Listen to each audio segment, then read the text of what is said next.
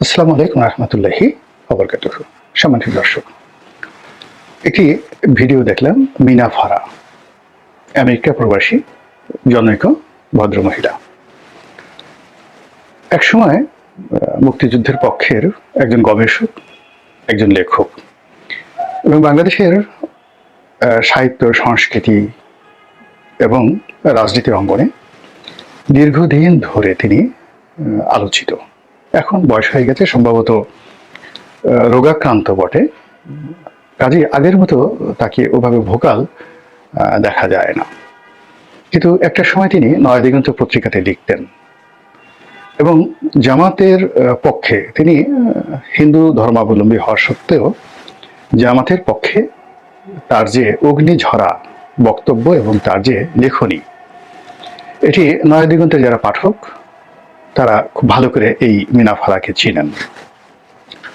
2 নম্বর হলো যে শেখ হাসিনার বিরুদ্ধে আমরা যারা দেশে কথা বলেছি তাদের কথা বাদ, দেশের বাইরে সেই বলতে গেলে 2013-14 সন থেকে ইউটিউব চালু হওয়ার পর থেকে, ফেসবুক চালু হওয়ার পর থেকে যদি প্রথম কেউ শেখ হাসিনার বিরুদ্ধে এখন যেভাবে পিনাকি বলছেন, পিনাকির চাইতে স্ট্রংলি যদি কেউ বলে থাকেন, এই মিনা ফারা শেখ হাসিনার বিরুদ্ধে কন্টিনিউয়াসলি তিনি সেই কথাগুলো বলেছেন। অনেক কথা হয়তো মিথ্যা, অনেকগুলো হয়তো প্রোপাগান্ডা, কিন্তু মূল বিষয়টা হলো যে শেখ হাসিনার বিরুদ্ধে জনমত গঠন করার ক্ষেত্রে পুরো 2013, 14, 15, 16 এই সময়টিতে তিনি ভীষণ রকম শক্তিশালী ভূমিকা পালন করেছেন এবং তার দ্বারা সরকার এতটা, আওয়ামী লীগ সরকার ক্ষতিগ্রস্ত হয়েছে যে পরবর্তীতে আর তিনি বাংলাদেশে লিখতে পারেননি, নয়াদিগন্ত তার লেখা ছাপাতে পারেননি। এবং একই অবস্থা কিন্তু পিনাকির ক্ষেত্রে প্রযোজ্য ছিল, অর্থাৎ যতদিন শেখ হাসিনা ক্ষমতায় ছিলেন ততদিন পর্যন্ত পিনাকি, শেফায়েতুল্লাহ শেফু এদের নাম কোনো পত্রিকা উচ্চারণ করতে পারত না। যেভাবে তারেক রহমান সাহেবের নাম উচ্চারণ করা যেত না, তাদের বিষয় নিয়ে কোনো আলোচনা করা যেত না, একইভাবে মিনা ফারা, তারেক রহমান, তারপর শেষে পিনাকি, কনক সারওয়ার, এদের নাম বাংলাদেশে উচ্চারণ করা যেত না। আমি মাঝে মাঝে খুব কৌশলে তারেক রহমান সাহেবকে নিয়ে লেখার চেষ্টা করতেছি, তারপরে যাকে বলা হয় পিনাকিকে নিয়ে লিখেছি বা বলেছি খুব কৌশলে।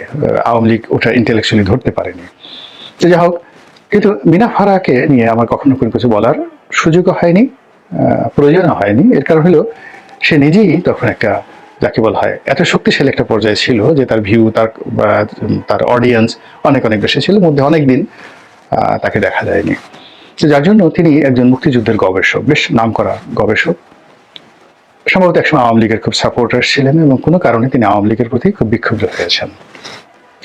পরবর্তীতে এখন যেভাবে পিনাকি ইসলামী ঘরানার যারা রাজনীতি করেন তাদেরকে সমর্থন করেন, মাহমুদুর রহমান যেভাবে ইসলামী ঘরানার, আমার দেশের মাহমুদুর রহমান যে ইসলামী ঘরানার যারা রাজনীতি করেন তাদের সবাইকে তিনি সাপোর্ট করেন।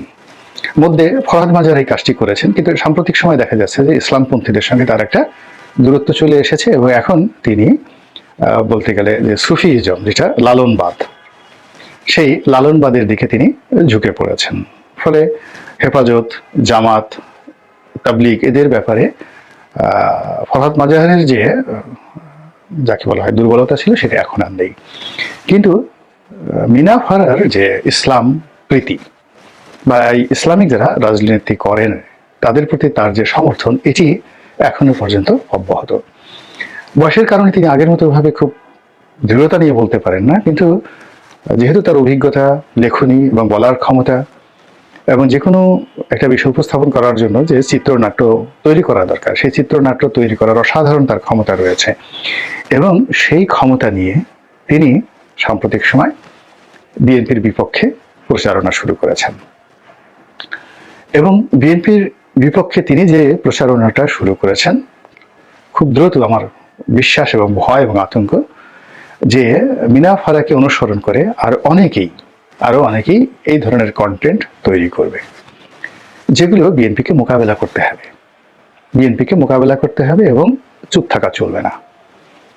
এর কারণ হলো যে অপপ্রচার এমন একটা জিনিস, সেই অপপ্রচার প্রথম দিকে আওয়ামী লীগ পাত্তা দিতে চায়নি।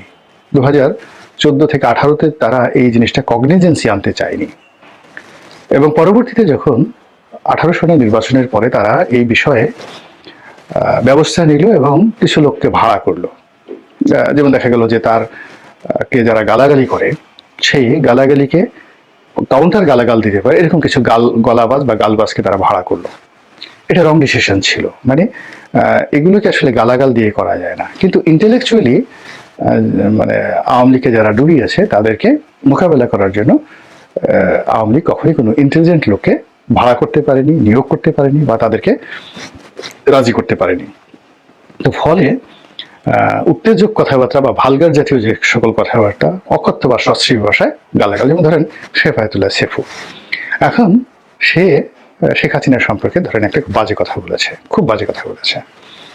এটা কিন্তু আওয়ামী লীগের লোকজন লুকিয়ে লুকিয়ে স্বামী স্ত্রী দেখেছে, বা অর্থমন্ত্রী আবুল মাল আব্দুল মুহিতের মুখ দিয়ে গন্ধ আসে, তিনি কথায় কথায় বায়ু ত্যাগ করেন, দীপুমণি বায়ু ত্যাগ করেন, এই জিনিসগুলো শেফায়েতুল্লাহ সেফু বলেছেন। একেবারে ধরুন ডাহা মিথ্যা কথা, কিন্তু মানুষ খুব মজা পেয়েছে। মজা পাওয়ার ফলে কি হলো, ওই মানুষগুলোর যে স্ট্রেংথ আছে, ওজন আছে, গ্রহণযোগ্যতা আছে, এটা ধীরে ধীরে ধীরে ধীরে ধ্বংস হতে থেকেছে।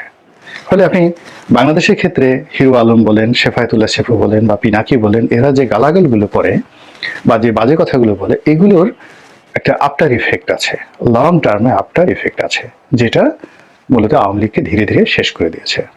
আওয়ামী লীগের কামরুলের নাম গমরুল, বা ধরুন শেখ হাসিনাকে কাঁঠাল রানী বলা হয়েছে, বা শেখ হাসিনার পরিবর্তে আওয়ামী লীগের যে স্লোগান জয় বাংলা, এটাকে একটা গালিতে রূপান্তরিত করা হয়েছে। এখন চিন্তা করুন বর্তমান প্রেক্ষাপটে এই জিনিসগুলো কেমন হয়ে গেছে। ঠিক আওয়ামী লীগকে যেভাবে ম্যাটিকুলাসলি শেষ করা হয়েছে, ওই জিনিসগুলো আবার বিএনপির জন্য অপরিহার্য হয়ে পড়েছে। এবং এই প্রচারণটা প্রথম মিনা ফারার মতো মানুষের মুখ দিয়ে যখন আমি এই জিনিসগুলো শুনলাম, তখন আমার কাছে মনে হলো এই বিষয়গুলো নিয়ে কথা বলা উচিত। মিনা ফারা তার ভিডিওতে বিএনপির তারেক রহমান সাহেবকে তিনি টি রহমান হিসেবে এই প্রথম যাকে বলা হয় তিনি সম্বোধন করলেন। তো টি রহমান হিসেবে সম্বোধন করলেন, এটা আমি কখনো আমার মাথায় আমি এতদিন যাবত ভিডিও করি যে তারেক রহমান সাহেবকে যে টি রহমান বলা যায়। আমরা একসময় ঠাট্টা করে হুসাইন মোহাম্মদ এরশাদকে হুমু এরশাদ বলতাম। আবার অনেকে গাফফার চৌধুরীকে আগা চৌ বলে ঠাট্টা মস্করা করতে, নাম সংক্ষিপ্ত করা। যেমন আমাকে যারা অপছন্দ করেন তারা সবাই গোলাম মাওলা রনি, তা গোমা রনি বলার চেষ্টা করছেন। তো এটা যাই হোক না কেন, আমাকে এই জিনিসগুলো অর্থাৎ গোমা রনি থেকে মানে সেটা শুরু হয়েছে 2009 সনে। তো 2009 সনে এই যে অপপ্রচার গোমা রনি থেকে গোলাম মাওলা রনি বলবে এবং লোকজন আমাকে সম্মান করবে, এই জন্য আমাকে যথেষ্ট পরিশ্রম করতে হচ্ছে এখনো পর্যন্ত। কিংবা ধরুন একজনে আমাকে অপছন্দ করে সেটা গালি দিয়ে বসলো, বিশ্রী গালি।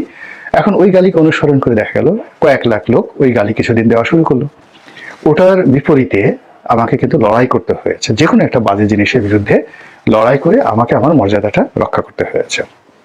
কিন্তু আমি যদি স্টপ হয়ে যেতাম বা ওই গালিগুলোকে পাত্তা না দিতাম, তাহলে আমার অবস্থা কিন্তু শেখ হাসিনার অবস্থাই হতো। এখন বিএনপির বিরুদ্ধে যে সকল কথাবার্তা হচ্ছে, তারেক রহমান সাহেবকে এখন টি রহমান বলা হচ্ছে, কেউ হয়তো তাকে আকার ইঙ্গিতে আরো কথা বলার চেষ্টা করছেন। এই জিনিসগুলো যেভাবে হোক না কেন কাউন্টার আলাপ আলোচনা করে তার মান মর্যাদা সম্মান বৃদ্ধি করতে হবে। আদারওয়াইজ নেতার যদি সম্মান না থাকে, নেতার যদি ভাবমূর্তি না থাকে এবং তাকে যদি নেতার মতো না মনে হয়, আমরা যে অনেকের জন্য সিংহাসন বানাই, অনেককে বড় চেয়ারে বসাই, কিংবা রাজার জন্য